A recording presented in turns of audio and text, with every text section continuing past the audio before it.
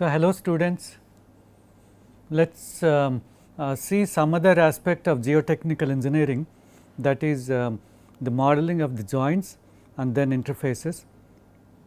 So, within a soil medium there may be some say fault plane or some area with very weak soil along some direction, or say you may have some rigid object like a pile foundation inside a soil, and the pile is very stiff compared to the soil, and so along that interface the shear stresses may generate because of the incompatibility or the difference in the stiffness.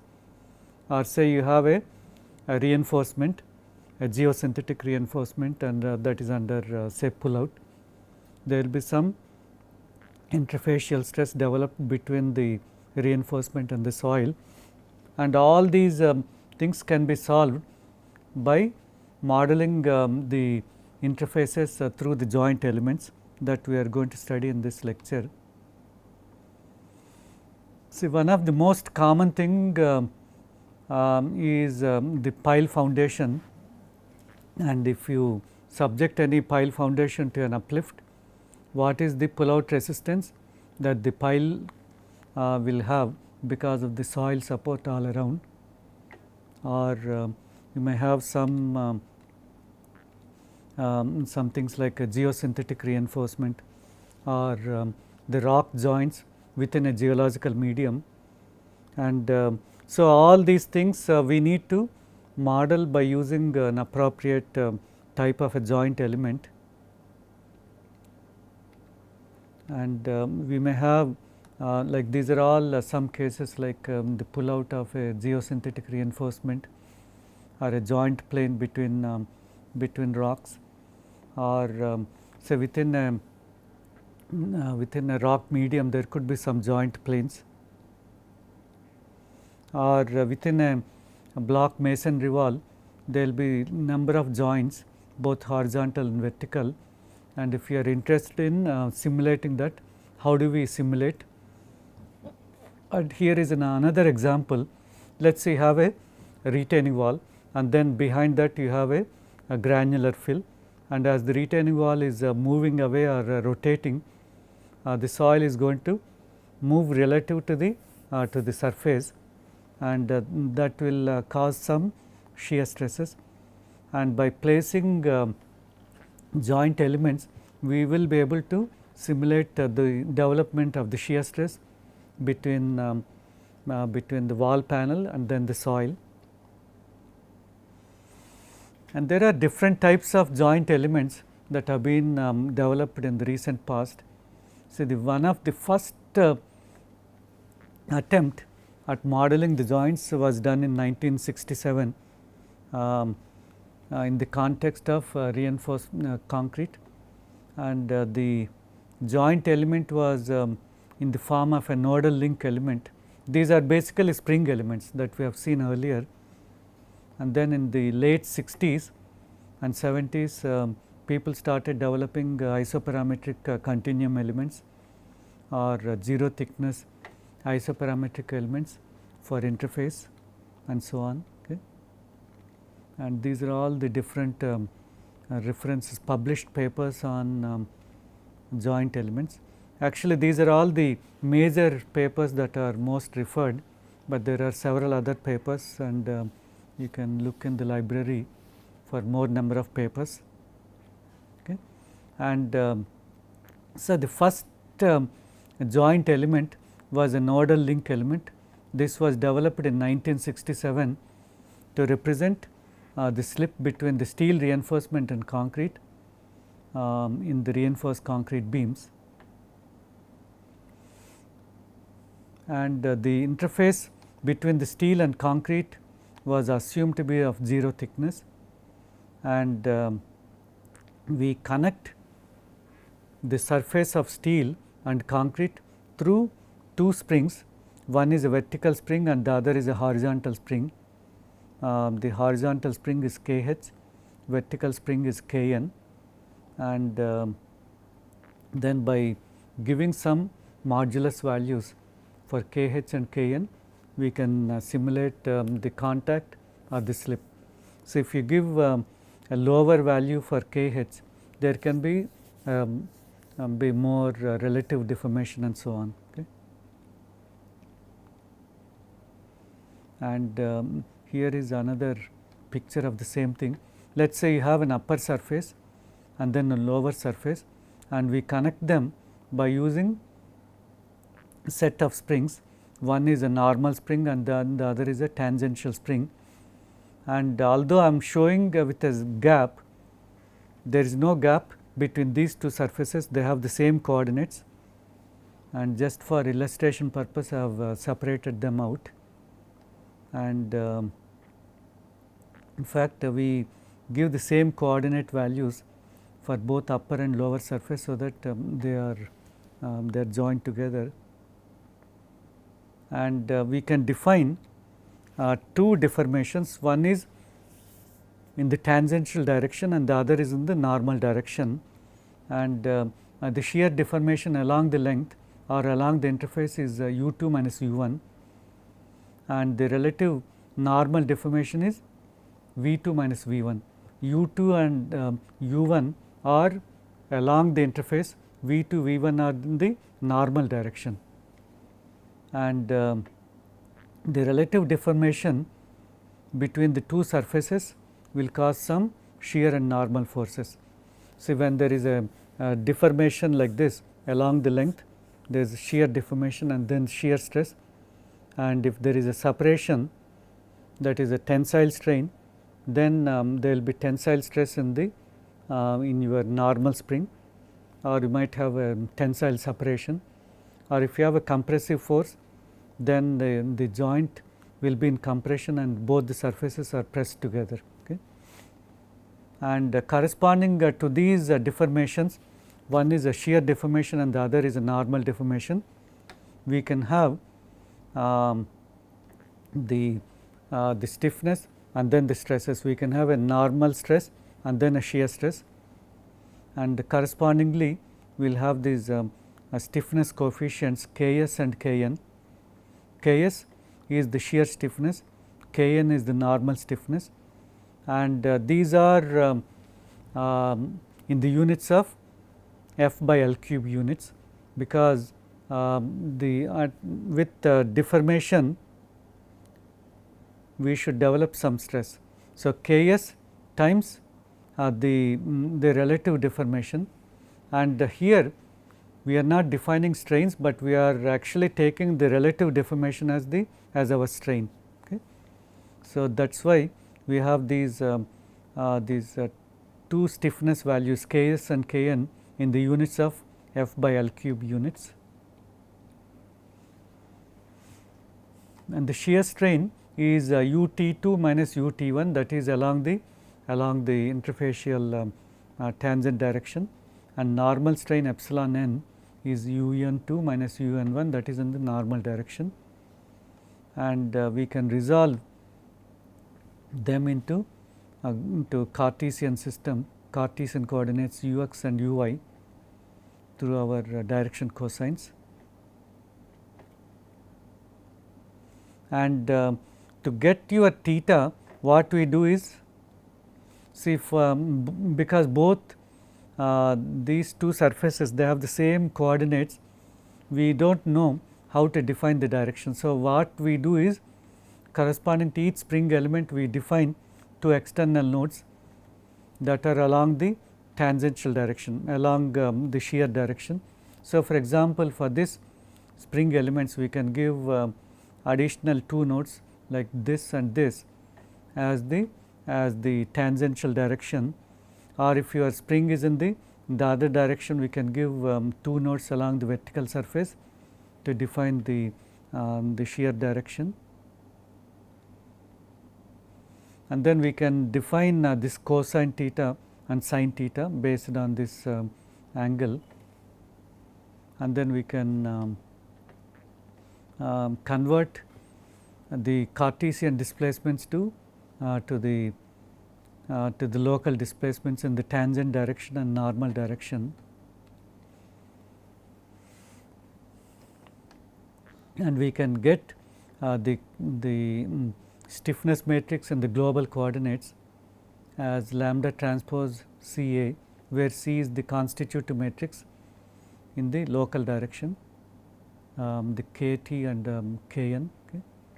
And our A is the transformation matrix, and this is similar to the matrix that we had seen long back in the context of the bar elements. And once you go through this orthogonal transformation, this is your stiffness matrix in the global coordinates. And these nodal link elements, they have enabled early researchers to model the slip between the surfaces between the concrete and the steel, or between any masonry blocks and so on. But these nodal link elements, these are not continuum. These are at particular points, at the nodal points, and so these are not compatible with isoparametric elements, because the isoparametric elements we have seen when we did the calculations, the load calculations, say the loading is distributed in a consistent manner in which the stiffness is distributed. For example, when we had the uniform pressure, the mid side nodes, they attract 4 times higher load than the corner nodes, or when we did the load calculation because of initial stresses, at the interior point in the 9 node quadrilateral, it has attracted 16 times the load corresponding to the end points or the corner points, and so on. These are all unique to isoparametric elements, and depending on the shape, the distribution may change. So, it is very difficult to link these nodal link elements to isoparametric elements, because we do not know how best to represent the relation between the spring element and then the isoparametric element, especially with respect to load sharing. And because of these reasons, the nodal link elements have not become very popular. So, in those days, in 1967, there was only one finite element, that is the 3 node triangle, which is very simple, and the contribution in a 3 node triangle is equal between the nodes. So, there was no problem. But let us say you take a distorted quadrilateral, we do not know how to distribute the load between the different nodes unless you perform your calculations n transpose b dV or integral b transpose sigma dV and so on. So, that way this nodal link element, we do not know how to link it to regular finite elements. And later what some people have done is they have used a regular continuum element, but very thin one, very small thickness, and with a lower modulus and a lower strength, so that you promote the failure along some preferential direction. Let us say within a foundation bed you have a seam of soil that is of low strength, and you suspect that the soil is going to slide along that line, and you can make it do that by assigning lower properties to the joint element. Okay. So, that is what is done by some researchers, but then how small should the thickness be, whether it should be 0.1 or 0.01 or 0.001 and so on, like very difficult to quantify, because there is no experimental data on measuring the thickness of the interfaces, whether you have steel plate and then soil, or a geogrid and then the soil, or a geotextile and the soil. The thickness is very difficult to imagine, because there is no measurement. So, we do not have an idea of how thick this interface should be, but in the thin layer interface elements, depending on the thickness that you use, your result might change, that I will illustrate later. Okay. And so, the optimal thickness that we need to use also may change depending on the problem.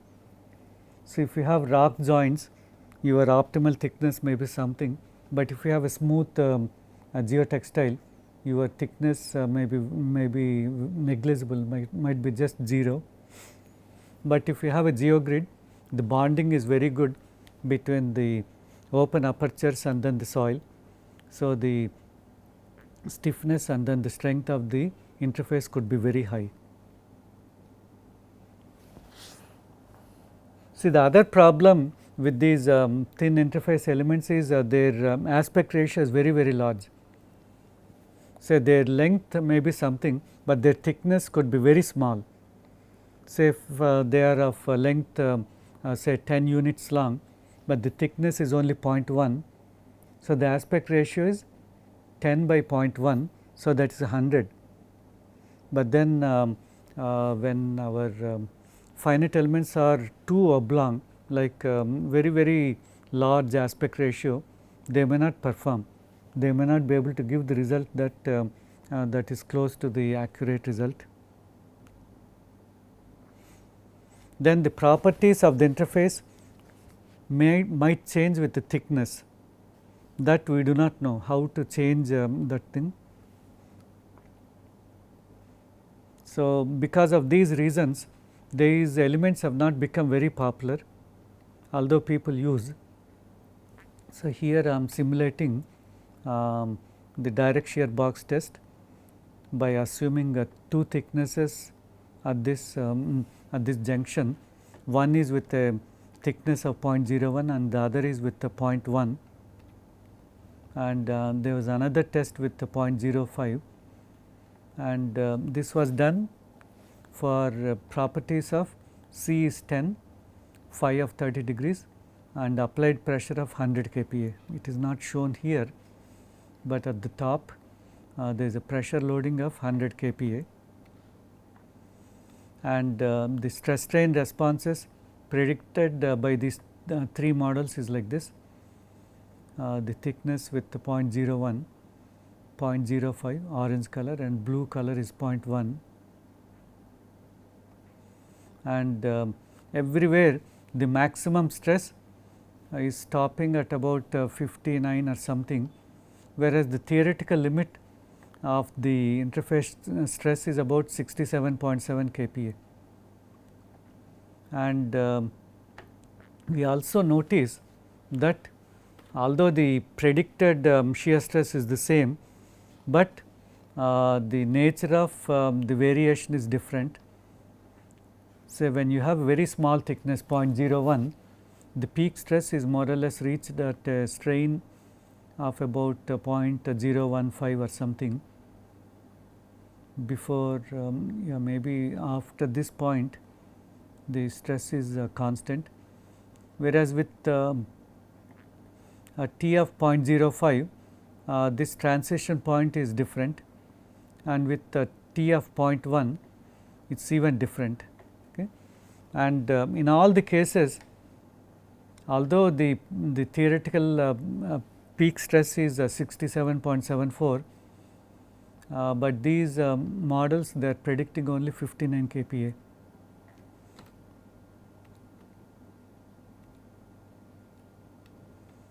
And later in the actually this development started from late 70s, but it picked up momentum towards the late the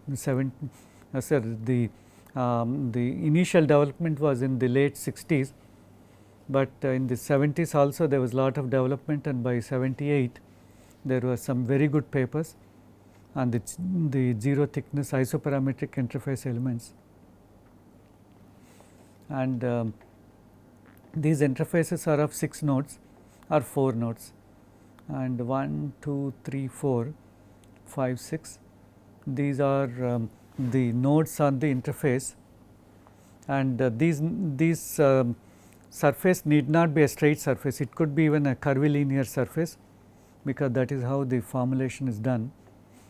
And the uji at the between the two surfaces is uxi top minus uxi bottom. Say upper surface might have received or moved in some direction, whereas the bottom surface might move in some other direction, and then the relative deformation is your shear strain, and then the normal strain is the normal deformation between the two. Okay. And on the upper surface the nodes are 1, 2 and 5, and the bottom surface 4, 3 and 6, and this is how we have. Okay. And we can define the interface between either 4 node elements or 8 node elements, 8 and 9 node. Okay. And the 6 node element is good for higher order elements like 6 node triangle or 8 node quadrilateral, 9 node quadrilateral and so on. But if we have very simple elements like 3 node triangle and a 4 node quadrilateral, we can use another equivalent interface element that is formulated in 4 nodes like this, and the shape functions at this end, at the right end, is 1 plus xi by 2, whereas at the negative end it is 1 minus xi by 2.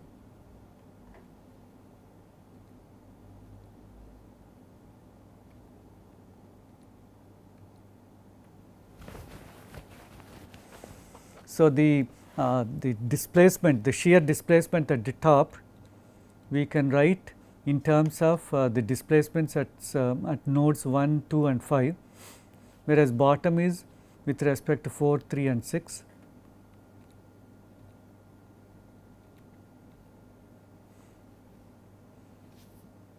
And our epsilon, that is the strain matrix, we can write like this, and this is for a 4 node plane strain element. So, 4 nodes means N1, 0, N1, N2, N2, N1, N3, N6. This is the 6 node element, and if you know these displacements u1, u2 and so on, you can convert them to the local coordinates with respect to the joint elements, and then do the calculations. And the stresses are shear stress and normal stress, Ks and Kn, and the constitutive matrix is the same, Ks 0, 0, Kn, and they are in the units of force per L cube units, and the Ks is the shear modulus or the shear stiffness, that is ideally determined from direct shear test.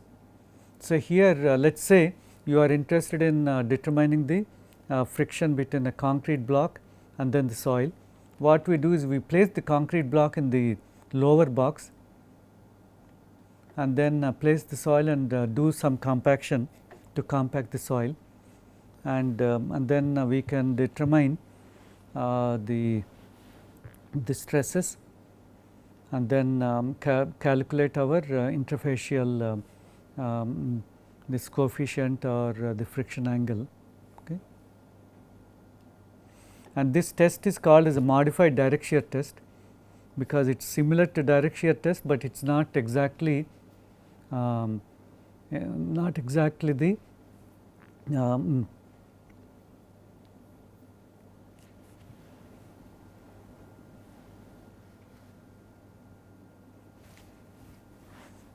sorry, I think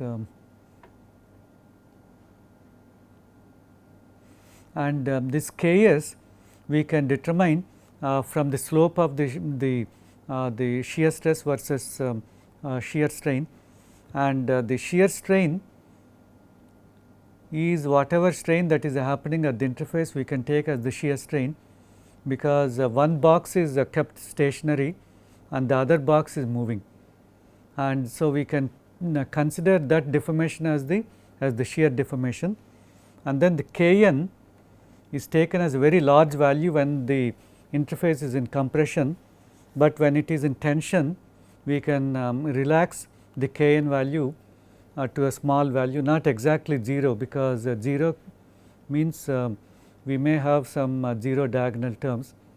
So, we do not make it as 0, but we reduce it to a small value, so that the tensile separation can happen without developing too much of tensile stresses. And so, the slope of this tau delta graph will give you the Ks, and the tau max, the maximum shear stress on the interface is C plus sigma and tan delta, where C and delta are the interface shear strength properties that we get from the modified direct shear test. And when the shear stress is more than the allowable shear stress, the Ks is set to a small value to allow for relative deformations between the two surfaces. And our stiffness matrices we can formulate in the same manner, B transpose dB, K prime, that is the stiffness matrix in the local coordinates, can be formulated as B transpose B dV integrated over the volume. And it's a line integral, because our thickness is very small and very 0. So, there is no integration in the eta direction, there is only integration in the length direction xi. Then once you get your stiffness matrix in the local coordinates, we can transform that to the global coordinates by lambda transpose k prime lambda, that is the orthogonal transformation. The lambda is similar to the transformation matrix that we have for the bar elements, and the direction cosines dou x by dou xi, dou y by dou xi are directly related to the Jacobian and then the direction cosines. So, we have seen yesterday that dou x by dou xi is determinant by 2 times cosine alpha, and dou y by dou xi is the determinant by 2 times sine alpha. And initially, before the failure, we will have very large values for shear stiffness and normal stiffness, and then after the failure we can relax these values, like relax them to a small value, so that there will not be any further development of the shear stresses or normal stress. So, let us simulate the same direct shear test that we had done earlier with a thin isoparametric element. So, here the upper and bottom box are connected through an interface element of 0 thickness, and the upper box is restrained from moving laterally, whereas the bottom box is moved horizontally. And this is the response that we get, and this is for C of 10 and phi of 30 degrees, sigma n is 100, and this is about 67, like actually we can see that.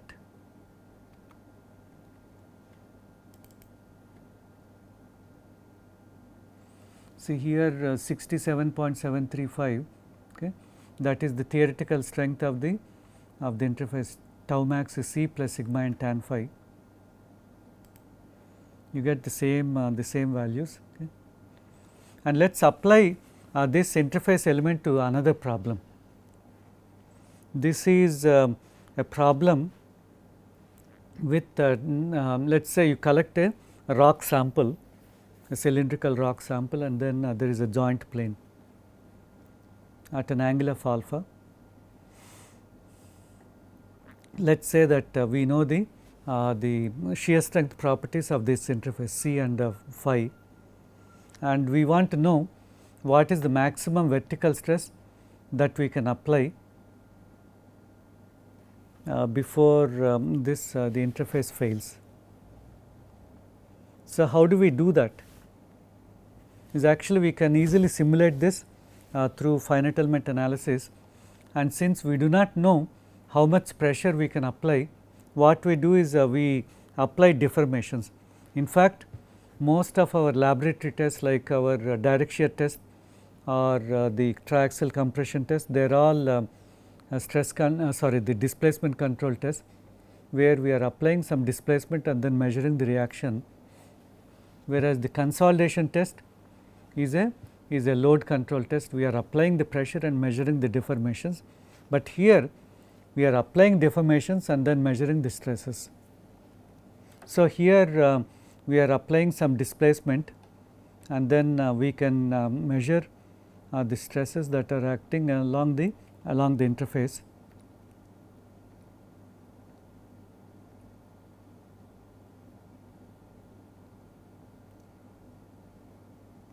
So, our the normal and shear stress on the interface can be related to sigma v by drawing a Mohr circle. This is, if this is alpha, sigma n is sigma v times cosine square alpha, and then tau is sigma v times sin alpha cosine alpha. And so, if this is the case, the maximum shear stress on the interface is tau max is c plus sigma n tan phi, and sigma n is sigma v times cosine square alpha. So, we can write this as c plus sigma v cosine square alpha tan phi, and at the limit state the tau max should be exactly equal to sigma t, right, and by doing that we get an equation for sigma v as c by cosine square alpha tan alpha minus tan phi, and for some numbers c of 10 and phi of 20 degrees, and this slope angle is 26.56, the sigma v comes to 91.9, and so this is actually the plot between the vertical stress and then the vertical displacement. This is from our finite element analysis, and you see this is 91.90, whatever stress that we can that we have determined through the theoretically.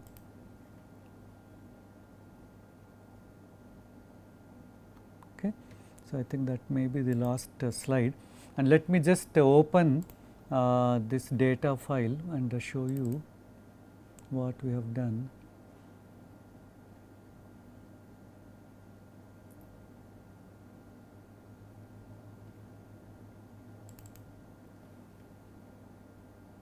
Okay. Where is format?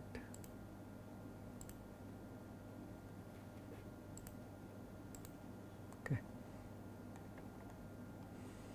So, this is our interface, and we are dealing with the plane strain problem, and initially the tangent modulus and the normal stiffness are given very high, and then the residual tangent stiffness is very small, it is taken as 100, and the residual normal stiffness I am not allowing it to fail, it will remain like very high in contact, perfect contact. The cohesive strength is 10 and the interface friction angle is 20 degrees, and the soil elements are actually the rock are taken as elastic because there is not going to be any failure, and this is our joint element connected between 6 nodes,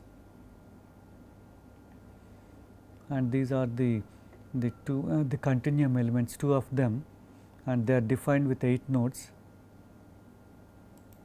Okay. Material type is 1, and then the IRCT is 1 because they have 8 nodes. Okay. Integration order is 2, stress group is 1.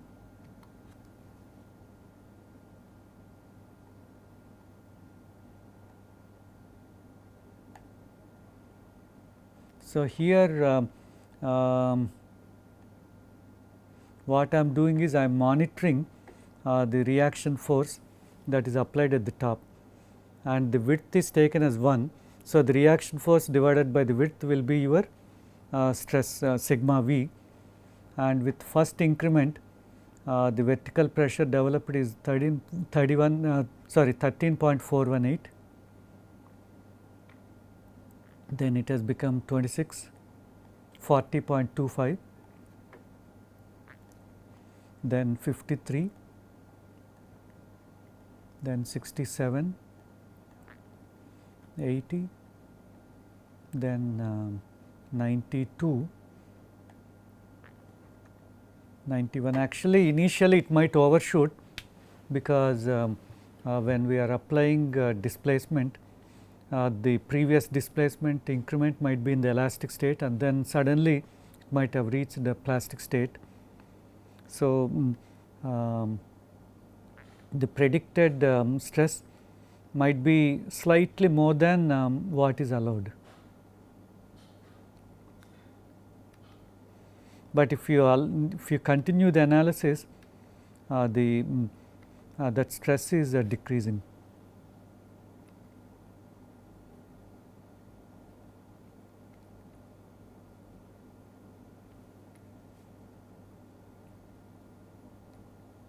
Okay. So, once the peak stress is reached, it is exactly 91.90.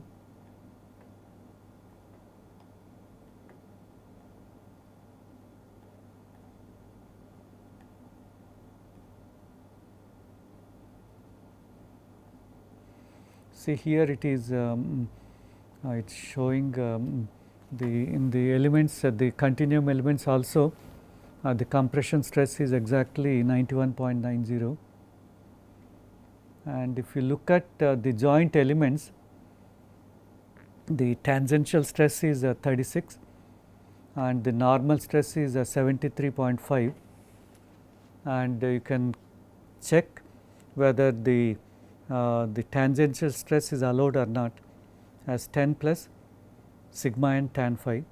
So, if you do that, you will get exactly the same tangential stress. So, that means that the joint element is at the limit state.